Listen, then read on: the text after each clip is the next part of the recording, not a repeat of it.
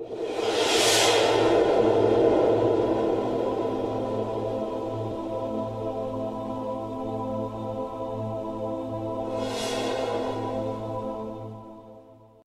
vamos tratar da área de variáveis complexas e nós vamos falar hoje sobre limite de funções. Eu já deixei aqui no quadro algumas coisas, tá, em que a gente precisa distinguir aqui, ó. Quando nós falamos de funções de R em R, tá certo? Lá nós temos um gráfico. Quando a função é de R em R, o gráfico é um subconjunto do produto cartesiano de R por R. E a gente costuma ver que lá é uma curva, tá certo? Quando a função é de R2 em R, o gráfico é um subconjunto do produto cartesiano de R2 por R, que está em R3, tá certo? Então, geralmente é uma superfície, então, tá certo? Então, aqui, em variáveis complexas, nós temos uma função, vamos colocar aqui, uma função f de z, tá certo? Que é igual a um w, tá certo? Então, o z pertence ao conjunto dos complexos e f aplicado ao ponto z dá um w também que pertence ao conjunto dos complexos, tá certo? Então, o que acontece? Então, uma grande diferença que existe é que a maior parte dos problemas que a gente resolve em variáveis complexas, tá certo? A gente tem aqui, ó, o z como sendo igual a x mais yi, tá certo? E f aplicado a z dá um w, tá certo? Então nós temos que fazer o quê? Pensar no plano complexo xy como z igual a x mais yi, tá certo? Depois, na imagem da função, nós temos que pensar no plano complexo u e v, porque f de z, a forma de definir a função complexa no ponto z igual a x mais yi é o que? É uma função u de xy, tá certo? Mais uma v de xy multiplicado por i, onde u é uma função de um subconjunto contido em R2, em R, e v também é uma função do subconjunto de R2 em R. Então, são duas funções de R2 em R, tá certo? Então, são duas funções de duas variáveis x, y.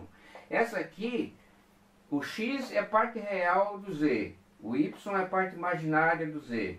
Por outro lado, aqui no outro plano complexo, tá? Onde é o contradomínio da função, tá certo? Nós temos o que? U de xy é a parte imaginária de f de z. E v de xy é a parte... Não, u de xy é a parte real de f de z. E v de xy é a parte imaginária. Tá certo? Então, diferente do que acontece com função de R em R, e que geralmente dá uma curva, aqui o que nós vamos estar trabalhando é o seguinte: o que acontece se eu tiver uma região aqui, por exemplo, um círculo, qual vai ser a imagem do círculo aqui no plano complexo U e V, tá certo? Será que vai dar um círculo também? Será que vai dar um setor, tá certo? Existem algumas funções que pegam um círculo inteiro, certo? De raio, de um certo centro e um certo raio, e levam num setor, tá certo? Então é muito comum a gente tratar das funções conformes, tá certo? Transformações conformes. E geralmente, quando se trata de função de C em C, f, então no caso aqui f, é uma função de um subconjunto contido nos complexos, né? Nos complexos, tá certo?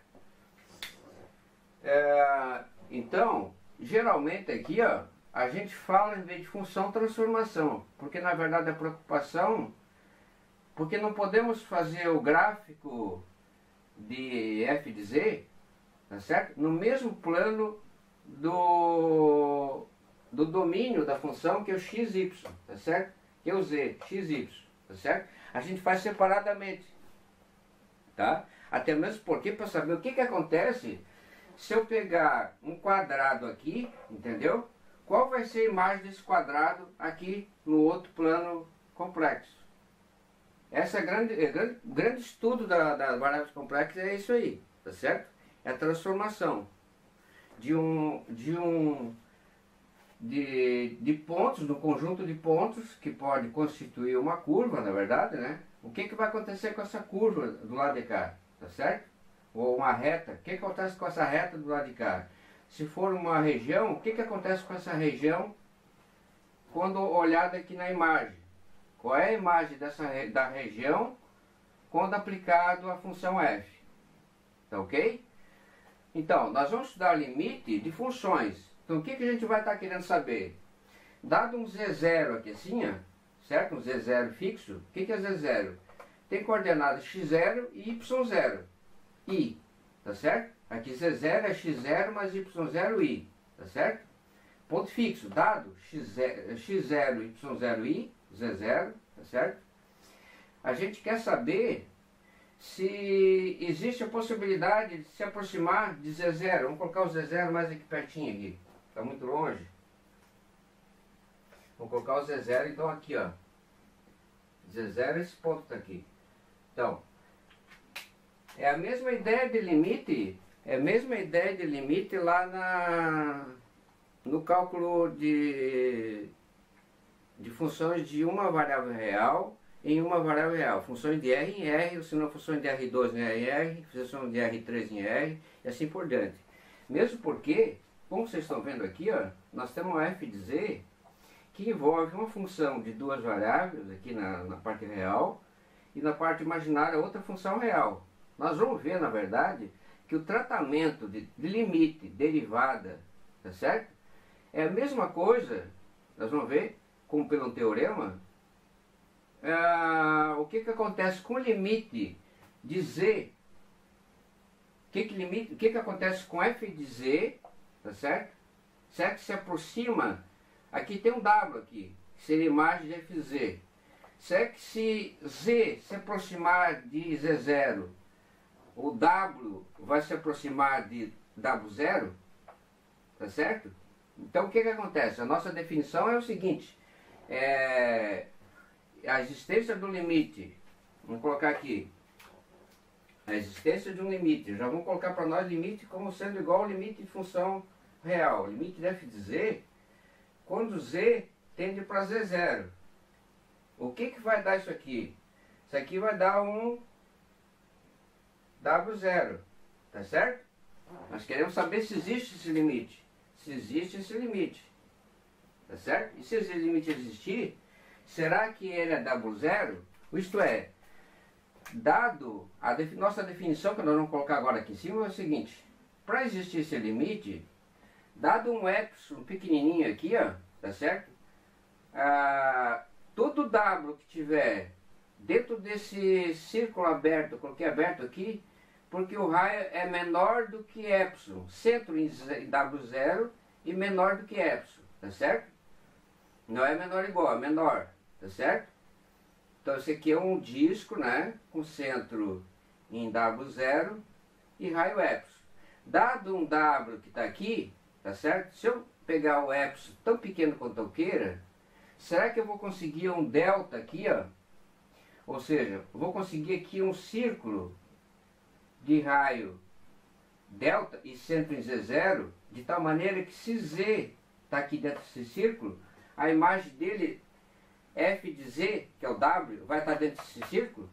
Isso que vai caracterizar a existência do limite. Ou seja, será que eu posso me aproximar, que agora aqui é diferente agora aqui, ó. Eu posso me aproximar, se eu tiver o z aqui, ó, eu posso me aproximar de z por várias maneiras, várias formas, entendeu? Para a direita, para a esquerda, para a direita, para a esquerda, através de uma função, entendeu? Um caminho, né? Um caminho. Será que existe algum caminho aqui, ó, que eu me aproxime, entendeu? Pode ser sim, por exemplo, a definição. Porque a definição aqui é mais genérica, tá certo? Então, me aproximar aqui é por a esquerda, para a direita, por cima ou por baixo, tá certo? Então nós temos aqui no plano complexo, tá certo? Que é bidimensional a princípio, tá certo?